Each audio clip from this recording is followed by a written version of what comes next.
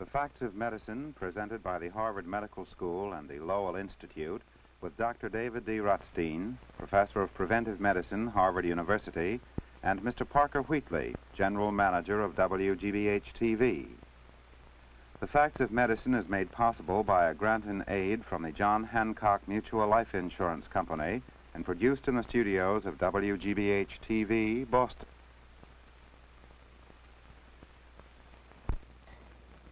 Dr. Rutstein, what do you mean by mental diseases?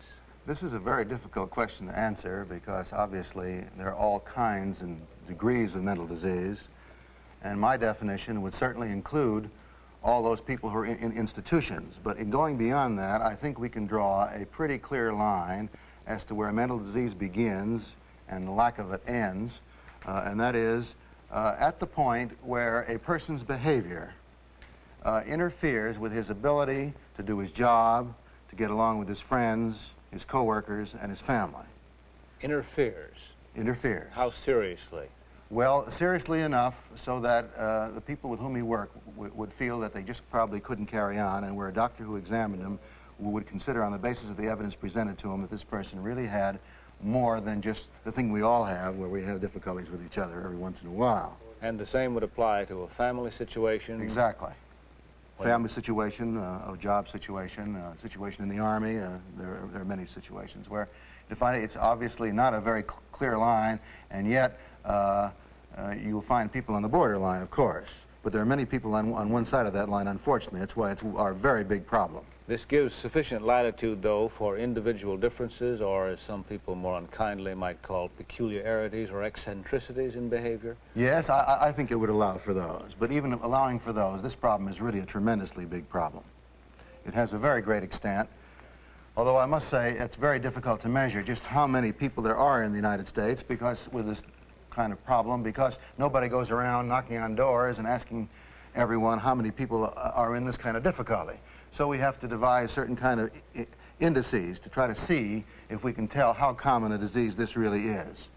And one of the ways we do this is to look at the total number of hospital beds in the United States which are concerned with this particular problem in comparison with all other problems. Now here we see these two columns add up to about 1.5 million beds, and a little bit less than 750,000 beds, a little less than 50%, are concerned with mental disease. So from that point of view, it's a tremendous problem, you see.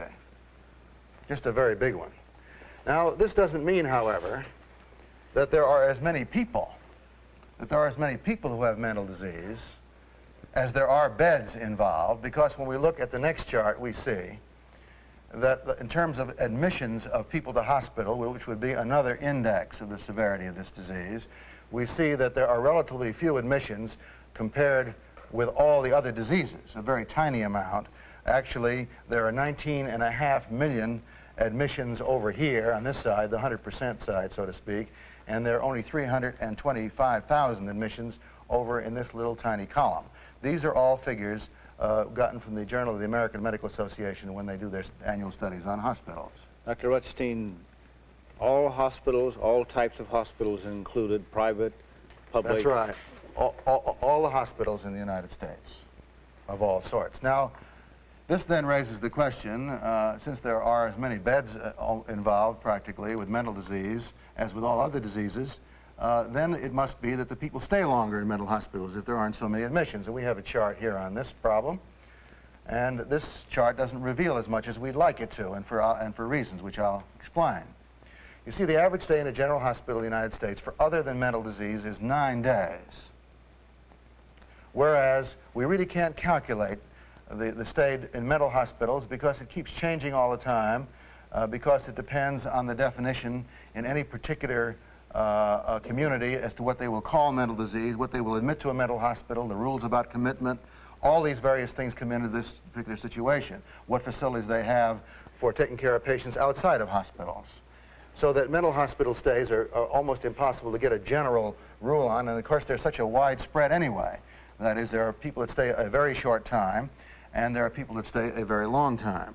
And Dr. Ewald, the Commissioner of Mental Health in Massachusetts, gave me some figures which I think might explain this point a little bit more clearly. Now first, when people are first admitted to a mental hospital, A certain number of them, of course, are very ill when they're admitted. A certain number of them are very old. And within a relatively short time, really within the first 60 days, about almost 17% of the admissions die. These are the acute cases. But after that, death is extremely rare in a mental hospital. So that after the first 60 days, including those who die, about half are discharged from the hospital. So this gives you a big bunch on one hand, you see. On the other hand, we have some individuals with diseases like schizophrenia that may stay in institutions their whole lives. So you have this big spread, and it's hard to say this is the average stay because it varies so much that there really is no word that fits this kind of a picture unless we describe, as we just have, this widespread in stay in a hospital. So you have then in a hospital people who come in and stay for a long time, and that's why you have so many beds involved, this big backlog of people that are kept in institutions. And then we have a smaller number of beds where the people keep coming in and going out, or where a certain number of people die. And that's about the way the picture looks. So this then is three ways then of measuring how many we have.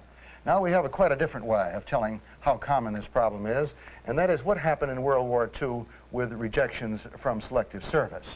And you can see here that the first cause of rejection was mental disease. In other words, this was the commonest medical reason for rejection of an individual from the armed forces.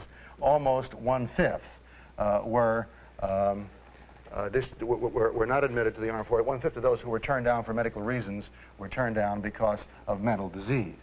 I have heard it said, without authority, however, that a good many people should not have been admitted. Well, again, for the same reasons. Again, Mr. Wheatley, these lines are so hard to specify that it's true, it's very difficult for doctors sometimes to tell where to draw this line, whether to let a person in or not. Probably errors were made in both directions, but certainly a lot of people went in the Army and cracked up eventually. But this, I do want to make one other point here. We're all concerned these days with physical fitness, and I think it's important to remember that physical fitness, insofar as an individual able to be admitted to our armed forces is concerned, that we can't cure this kind of disability in physical fitness by giving people more exercise when they're children. This is mental disease. This isn't a matter of building big muscles. This is quite a different question. So I do think that we have to keep this clearly in mind. Dr. Rutstein, is this situation getting better, getting worse?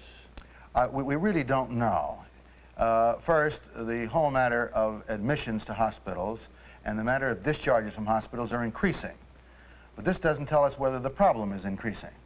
It may just mean that communities are becoming more enlightened and will admit milder disease to hospitals. It also may mean that management and sedation, these new drugs, are a little bit more effective, so we can discharge people more rapidly. But this doesn't tell us how much disease we have. And so I really can't answer your question. I really don't know, Mr. Wheatley. I really don't know. Now, the next thing I'd like to make clear is that mental diseases the title was selected as mental diseases because there are many diseases involved. This isn't just one disease. This is a whole group of diseases, just like the heart diseases. And just to give you an example of what's been happening, we can point out that in this chart here, we can take two diseases that may cause difficulty, as we can see here in this chart. Senile disease is one, and syphilitic brain disease is another. And you see one has been going down while the other has been going up. Mental disease from syphilis has been going down because we have adequate treatment with penicillin to be able to handle people early with syphilis so they don't get brain disease from syphilis. But on the other hand, the senile diseases are going up because we're preventing the acute diseases in childhood, and people are living longer, and therefore there are more people who become old, and there are more people who become senile, and more people then who may be admitted to institutions because they become senile. Just growing old doesn't mean you become senile. No, not at all. But among people who grow old, the tendency to become senile is a function of age. That is, it's more common to be senile at 80 than at 40, although we do see people at 40 who are senile. The other point is, in this connection, is that not only do we have changes going on in these individual diseases, but even in certain of the diseases, because of their very nature and their natural history, the amount of time they stay in an institution differs. And we have another chart here to show this. We have a disease which we call manic depressive disease, And we have another disease called schizophrenia. These are two common types of severe mental disease. And we can see here that over a period of 5 years, those who have manic depressive disease do better. That is, about 80% at the end of 5 years are discharged from the hospital, whereas when it comes to schizophrenia, only a little more than half are discharged from the hospital. So the amount and rate of admission and discharge will depend not only on the amount of disease in the community, but on the nature of that disease. This is the point, I think, which has to be clearly understood. Are we making any progress in the treatment of mental diseases, Dr. Rutstein? Well, this is a difficult question to answer, Mr. Wheatley, because I guess it depends whom you talk to, what answer you get. I've looked over what information I can find, and I think that certain things are clear. There are a few specific kinds of mental disease, particularly one due to vitamin deficiency, like pellagra, which causes a kind of dementia, so-called, and the kind due to syphilis has now almost been completely controlled, or can be completely controlled, because we can treat syphilis early and we can give adequate diets and vitamin concentrates for the treatment and the prevention of pellagra. But now we get into the large mass of mental diseases. These first two are a very small amount of the total problem. Which first two you mean? The pellagra and the syphilis. This is really a tiny amount of the whole problem. We get into the more complicated diseases, both in the psychoses, as we call them, these serious diseases, or the psychoneuroses, as some people call them, the milder diseases, but all range of them at least. Then we get into various kinds of diseases that are recommended. And one of the commonest things that's done is to have a patient go to a psychiatrist of one kind or another and get one kind or another treatment depending on what that particular psychiatrist thinks is the best way to treat these mental illnesses. And I think it's perfectly clear that people get a lot of benefit out of talking to psychiatrists and having the psychiatrist trying to probe and find out what things are bothering them so they can talk them out. On the other hand, I don't know of any evidence that this has really cured any of these diseases, although I think it's perfectly clear that a certain number of symptoms have been relieved by this process.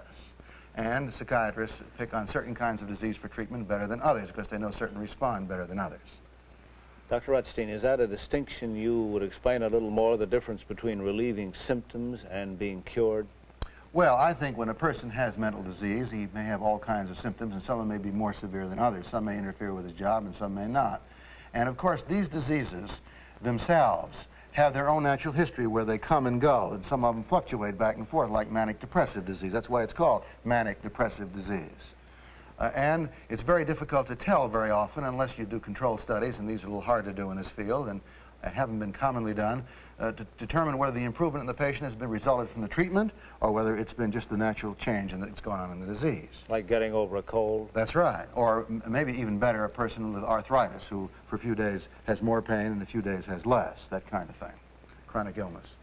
Now, you've all heard of shock treatment, giving people electric shock. This was in fashion a few years ago. It's gradually going out of fashion except for one certain kind of depression.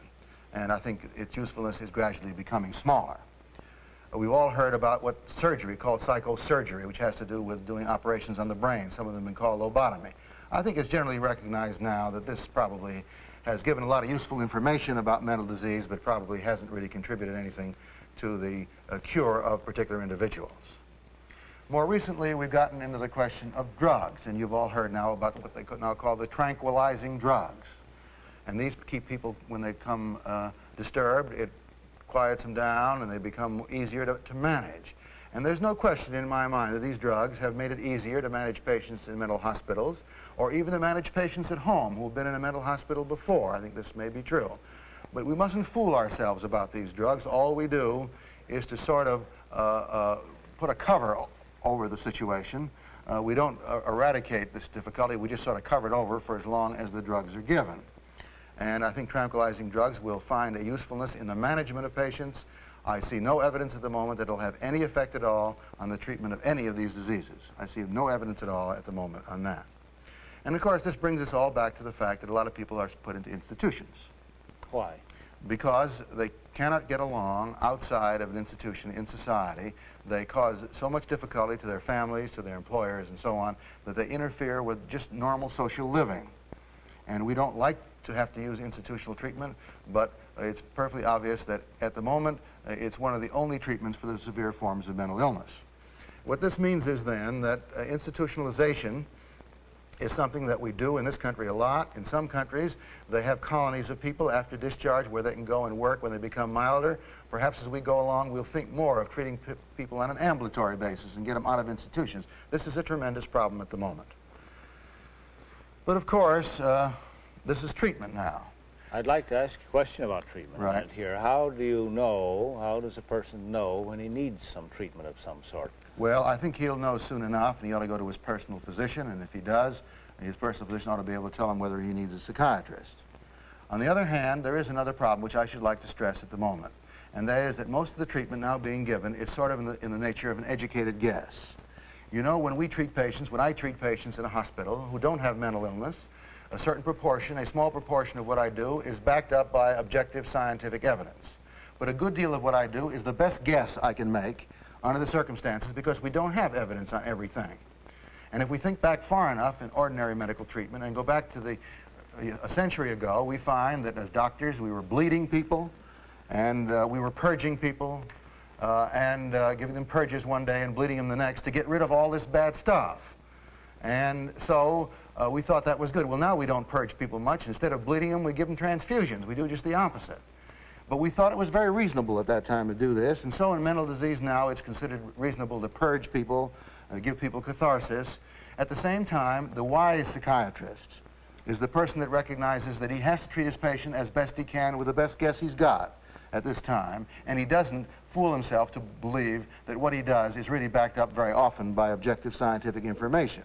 We hope we'll get objective scientific information, and there are ways of getting it in this field. At the moment, the psychiatrists in psychiatry, because this is a more complicated problem, are the same as infectious diseases were before Pasteur, before we had knowledge about germs.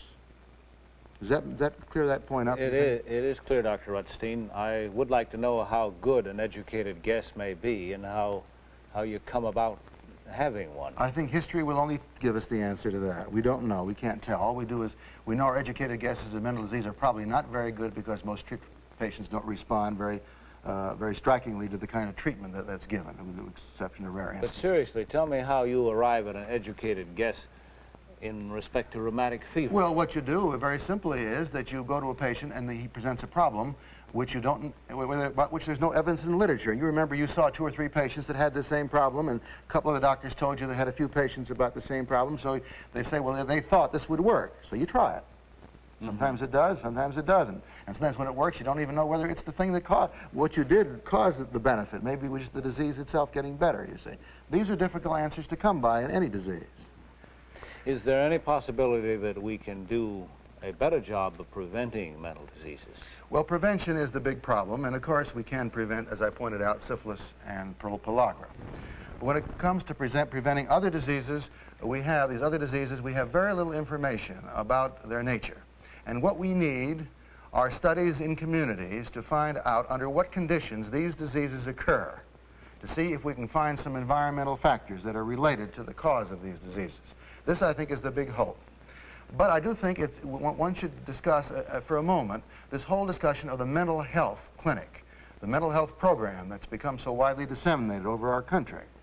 Now, the mental health clinics have certain values, and there are certain things that they just can't do. For example, if a mother brings a youngster in because he won't eat spinach, and the whole house is disturbed because Johnny won't eat spinach, there is no reason at all why the doctor shouldn't tell the mother that it isn't necessary to give Johnny spinach. There are many other things that have as much food value, and do away with this acute situation that's developed. There are many acute situations that develop in families, in institutions where this kind of problem comes along.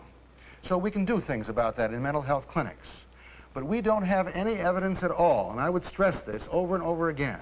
We don't have any evidence at all that the particular kind of treatment that's given in a mental health clinic will have anything to do in one way or another with preventing real mental disease in this child when Johnny grows up. And this is an important point, because a lot of loose discussion is handed around because the assumption is if you can do something acutely, this automatically means that you prevent mental disease in the future. And there are some studies on this problem now, a few studies. Unfortunately, both of them are negative, but I think it's worthwhile pointing out these studies so we see what the problems are. First, out in Wisconsin, Dr. Sewell did some studies on some families of American stock on children and tested out whether the so-called Freudian theories about development of personality had any validity, whether or not they would stand a test. And so he studied two groups of children, one of whom had this kind of treatment and the management, the other that did not. And at the end of early childhood, or around 5 or 6 years, he was unable to tell any difference. Now, this doesn't mean that these theories have no validity. But it does mean that someone has tried to do an experiment and tried to find out in this limited group whether or not there is any benefit. And I would point out that this is the only kind of evidence we have at the moment which is negative evidence. We need more evidence of this sort, more studies. And we would hope that the proponents of these particular theories would work as assiduously on doing these studies as the opponents, so that we could get evidence on both sides of this question. At the moment, we only have controlled evidence on the opponent side of the question.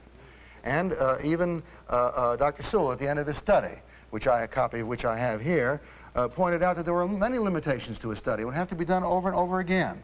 But he did point out that he said, but despite these and other limitations, he says, the results of this study are unequivocal for the sample covered, and their generality, that is, whether this is generally applicable to the whole situation, must be affirmed or denied by means of better designed and executed studies, and not by dialectic. And this is the important point. He's asking for proof, yes, not argument. That's right. Well,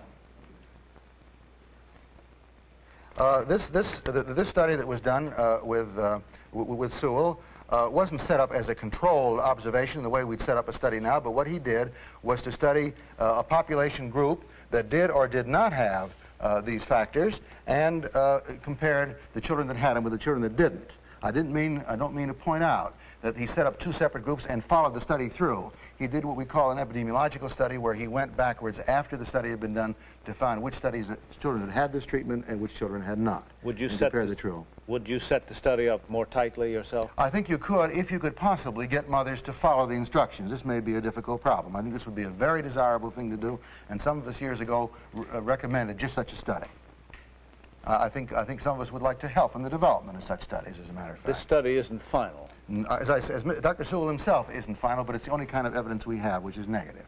Now, one other study, and that is the Cambridge-Somerville study, which has to do now with quite a different question, but still falling in the range of mental disease. And that is, what about this matter of delinquency that we hear so much about? Is this tied up with mental disease? Are the mental disease approaches useful in this particular kind of thing? Well, Dr. Richard Cabot, who was a very wise Boston physician, set up studies back in the 30s, 1937 to be exact, in which he took a group of delinquent boys in Cambridge and Somerville, or what they call really pre-delinquent boys they thought were really going to become delinquent. And this was on the advice of teachers and the advice of policemen on the beat and so on. And having selected this group, he divided them into two parts. And one half got treated with counseling and advising, and had medical social workers and so on advising on it. And the other group had no treatment at all. What year was this? This is 37 to 45. Before the war. Before and during the war. war. That's right. And this was, as a matter of fact, the publication, however, is much more recent. The publication, I think, was 1953. Now, what they did after this situation had been followed for all these years was to find out what happened to these boys. The first thing they did was to ask the people who had been counseling and guiding these boys, and the boys themselves. And the counselors in general felt, I think, that somewhere around 2/3 had been benefited, and about half the boys said they thought they'd been benefited. But actually, when one went back and did the test of delinquency, or at least one test of delinquency, to tell whether or not they had had any offenses in court, we have a chart right here to show this. I think it's a very revealing chart. It showed that if you took the number of boys who had court offenses in this period of 37 to 45, and these are the so-called treated group, and these are the control group who had no treatment, you see there were about the same number of boys who had court offenses during that period. And in terms of whether the number of offenses they committed, a little bit more on the treated side than on the untreated side. On the other hand, on the untreated side, some of the offenses were a bit more severe. I think the fair thing to say about all of this is that it really didn't make any demonstrable difference, all of this effort and all of this difficulty. And I would like to point out that if we could go back to this chart again, to point out that it is this kind of objective of having this control here that's always so necessary, because as physicians, we always sort of believe that we do a lot of good for our patients, and sometimes maybe it's just the fact that the disease itself takes care of itself, or the condition, like delinquency, takes care of itself. So that then we are faced then with this whole question of being able to measure in some objective way the exact results, more than just our guess as a result of exposure to our patients as to whether or not benefit has been done.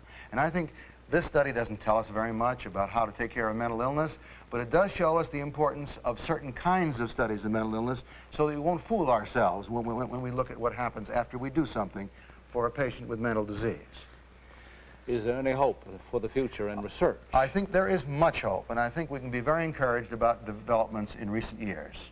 And first, we are finding out a very great deal now about how the brain burns up its energy. You know, the brain uses sugar just the way an engine uses coal for energy. And we're finding out now how this coal is burned, so to speak, how this sugar is burned, and get some idea of how in our heads, perhaps in the heads of those of us who are classified as having mental disease or those of us who don't have mental disease, how these differences may occur, and these may give us some real leads. Also, we're finding out a little bit about how the chemistry of the brain works out, even beyond the question of the burning of fuel. And this is going to give us some very good leads. We're getting some very interesting information about memory, as to how our brains store up information. And this may be very helpful in the future and help unraveling problems of mental disease. And then we've got some interesting studies going in families on heredity to see where hereditary problems are. I'm very encouraged about this whole question, Mr. Wheatley, really. I really think in answer to your question that our whole audience, although I realize if any of them have members of their families who have mental illness, that they should realize at the moment that relatively little can be done in a positive way, but that there's real hope in the future. I think this is really important. You're not opposed, are you, Dr. Rutstein, to using such aids as we have now, even though they are imperfect, incomplete, perhaps not final at all? Not only am I not opposed to doing them, but I would recommend strongly that they be done. I think that where we don't have specific information, we are bound to do use our best guess. And I have no quarrel at all. As a matter of fact, I strongly encourage every possible kind of psychiatrist, including psychoanalysts, to do everything possible that they believe should be done. But on the other hand, I don't want them to attempt to say or to imply that in doing this, they have the answers to these problems. This is just the most educated guess that exists at the present time. If we take this humble attitude about saying how little we know about this problem, it'll be the surest way in which we can find out important things about this most important group of diseases that we face at the present time. Thank you very much, Dr. Rutstein. You're welcome. The Facts of Medicine has been presented by the Harvard Medical School and the Lowell Institute with Dr. David D. Rutstein, Professor of Preventive Medicine, Harvard University, and Mr. Parker Wheatley, General Manager of WGBH TV. The Facts of Medicine is made possible by a grant and aid from the John Hancock Mutual Life Insurance Company, directed by Paul Rader and produced by Dr. Rutstein and Mr. Wheatley in the studios of WGBH TV, Boston.